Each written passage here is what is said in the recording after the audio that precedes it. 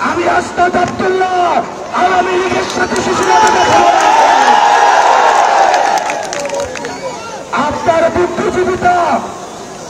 বুদ্ধিজীবিতা কোম্পানির কাছে বর্গা দেওয়া, আপনার বুদ্ধিজীবিতা বসুন্ধরার কাছে বর্গা দেওয়া, আমাদের জীবনের পরোয়ানা জনগণের কাছে বর্গা দেওয়া।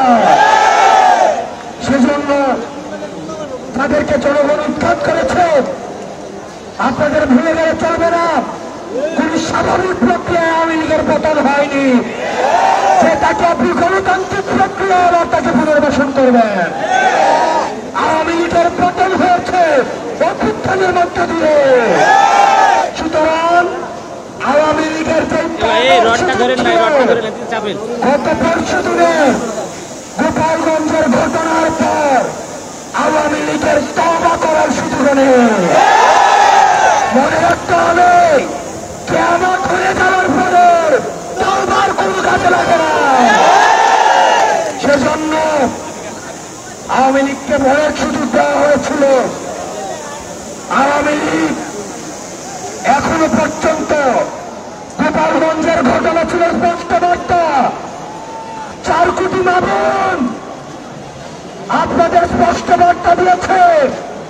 আওয়ামী লীগ যদি কোনোভাবে ছিল এই 4 কোটি মা-বোনের সন্তানদের পরিণতি কি হবে সেটা আপনারা গোপালগঞ্জে দেখেছেন।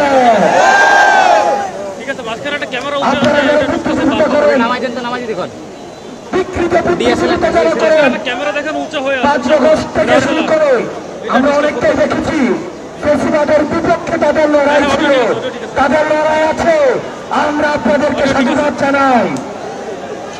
কিন্তু যে বুদ্ধিজীবীরা আমরা দেখেছি হাসিনার সময় যারা পয়সার জন্য নিজের মগজ বিক্রি করে দিয়েছিল, যারা টিভি চ্যানেলের জন্য যারা নিজের কলম বিক্রি করে দিয়েছিল, যারা চিহ্বা দিয়ে টকশুতে এই মৃত্যু পরিমাণের বৈধতা উৎপাদন করেছে, তারা হচ্ছে এই বিকৃত, তারা হচ্ছে আমাদের বুদ্ধিপাপী এবং জ্ঞানপাপী।